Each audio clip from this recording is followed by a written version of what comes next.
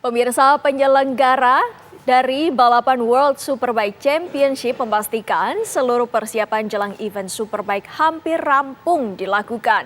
Sekitar 12 jam dari sekarang besok Jumat, latihan resmi kejuaraan dunia Superbike dimulai.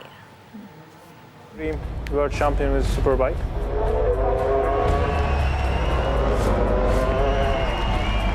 The pressure's not on me, it's firmly on hands of Toprak and his team. I think in Superbike right now you've got to expect the unexpected.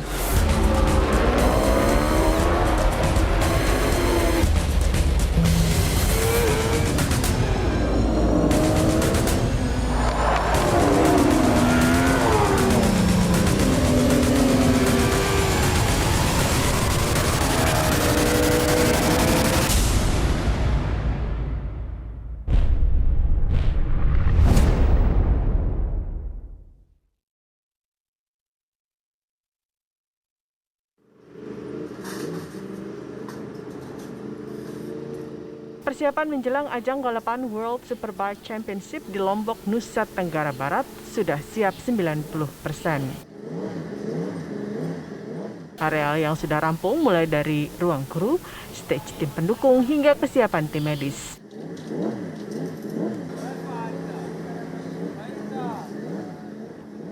...23 racer akan menjajal sirkuit yang memiliki lintasan 4,3 km dengan 17 tikungan itu.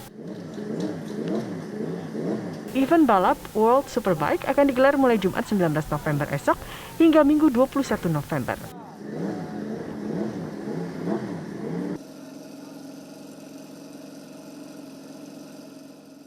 Ajang ini sekaligus sebagai pembuka menjelang MotoGP pada Maret tahun depan.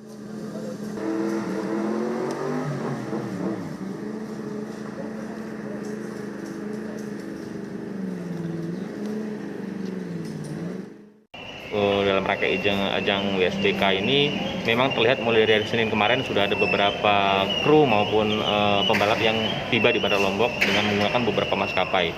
Hari ini juga tadi ada beberapa juga yang datang, dijadwalkan kalau menurut informasi ada sekitar 170-an kru atau tim balap yang akan mendarat di Lombok pada hari ini. Sementara itu, perusahaan listrik negara menjamin suplai listrik ke kawasan wisata super prioritas Mandalika jelang perhelatan World Superbike seluruhnya terpenuhi. PLN wilayah Nusa Tenggara Barat mensuplai sekitar 8 megavolt listrik dengan puluhan gardu induk, berikut cadangan yang dipasang di sekitar arena. Per Minggu 1 November, semua jaringan kami sudah masuk di sini dan sudah sangat siap untuk mengamankan suplai listrik ke kawasan ini. Dan juga ke masing-masing venue kami juga sudah siapkan dan kami juga sudah siap di masing-masing venue tadi. Untuk mengantisipasi gangguan daya listrik saat perlombaan, PLN juga menyiapkan 3 titik cadangan listrik untuk memastikan seluruh sarana prasarana termasuk akomodasi, hotel, restoran di kawasan wisata super prioritas Mandalika terpenuhi. Dari Mataram, Nusa Tenggara Barat, Herman Zuhdi, Hardat Suhandi, TV One mengabarkan. Dan pemirsa, reporter TV One Bayu Adiwarsono dan juru kamera Hardat Suhandi telah berada di Lombok Tengah, Nusa Tenggara Barat. Selamat malam, Bayu. Selamat malam, Windy. Ya, Bayu, seharian tadi Anda berada di sirkuit Mandalika. Dapat Anda menceritakan bagaimana persiapan menghadapi kejuaraan dunia Superbike besok? Bayu. Ya, Windy. Malam ini saya melaporkan dari Mandalika, tepatnya dari Kabupaten Lombok Tengah, Nusa Tenggara Barat. Di mana sejak tadi siang, geliat untuk menyaksikan gelaran kejuaraan dunia Superbike makin terasa di sirkuit internasional Mandalika atau yang bernama resminya Pertamina Mandalika International Street Circuit. Tim-tim mulai mempersiapkan kendaraannya masing-masing, baik dari kelas Superbike maupun kelas Super Sport. 600 cc hingga 750 cc, di mana salah satunya diikuti oleh pembalap Indonesia Galang Hendra Paratama yang berada di posisi 21 dengan 24 poin. Sementara di kelas Superbike, persaingan tertuju pada dua pembalap yaitu Toprak Razgat Lioglu, pembalap dari Turki, dan Jonathan Rea, pembalap dari Irlandia Utara yang tengah bersaing di puncak klasemen dengan selisih hanya 30 poin.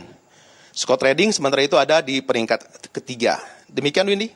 Ya, apakah ada kendala bagaimana dengan masalah Marshall yang sempat mengemuka pekan lalu, Bayu? Untuk masalah Marshall, pihak sirkuit memberikan jaminan bahwa untuk balapan kejuaraan dunia Superbike akan tetap berlangsung sesuai rencana, Windy. Anda tentunya menyaksikan langsung sirkuit Mandalika. Bisakah Anda menceritakan kepada pemirsa di rumah apa yang menarik dari sirkuit ini, Bayu? Ya. Sirkuit ini termasuk salah satu sirkuit terbaik di dunia. Bahkan aspal yang digunakan di sirkuit Mandalika hanya digunakan oleh 4 sirkuit. 3 diantaranya, salah satunya adalah sirkuit Silverstone Inggris, sirkuit legendaris. Lalu ada sirkuit Yas Marina Abu Dhabi dan sirkuit Phillip Island Australia. Dan yang keempat tentu ada sirkuit Mandalika. Aspal baru ini memungkinkan pembalap untuk memacu kendaraan yang lebih kencang dan lebih yakin untuk melakukan pengereman di tikungan sehingga memperlebar kemungkinan untuk bersaing, menyalip di tikungan, termasuk tentunya persaingan nanti yang akan semakin seru antara Jonathan Rea dan Toprak Razgatlioglu. Bahkan Jonathan Rea mengatakan tadi beban berada di pundak Toprak Razgatlioglu. Sirkuit ini termasuk salah satu sirkuit yang paling cocok untuk motornya Kawasaki. Demikian Windy.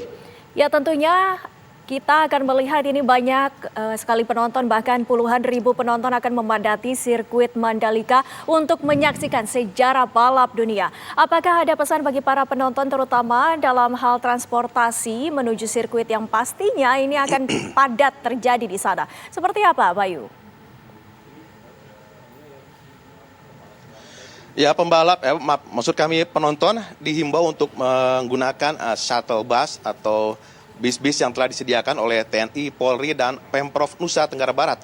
Bis-bis ini akan disediakan di 5 titik, yaitu di Pelabuhan Bangsal Lombok Utara, Pelabuhan Kayangan Lombok Timur, Pelabuhan Lembar Lombok Barat, ex-Bandara Selaparang Kota Mataram, dan Bandara Internasional Zainuddin Abdul Majid. Para penonton diharapkan menaiki bis-bis ini karena jika menggunakan kendaraan pribadi akan mengakibatkan kemacetan di jalan yang tidak terlalu lebar untuk menuju sirkuit. Demikian Windy.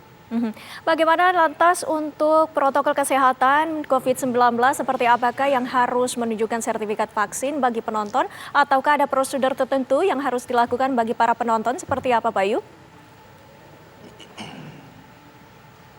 Para penonton untuk membeli tiket harus menggunakan sertifikat vaksin, terus lalu akan diperiksa untuk swab dan rapid antigen. Di sirkuit juga disediakan booth untuk pemeriksaan PCR dan rapid antigen. Sementara untuk wartawan, untuk mendapatkan akreditasi, salah satu syaratnya adalah telah melakukan vaksinasi 1 dan 2, lalu membubuhkan tanda telah mengikuti PCR atau antigen. Demikian Windy. Baik, terima kasih reporter TV One Bayu Adi Warsono dan juru kamera Hardat Suhadi atas laporan Anda langsung dari Lombok.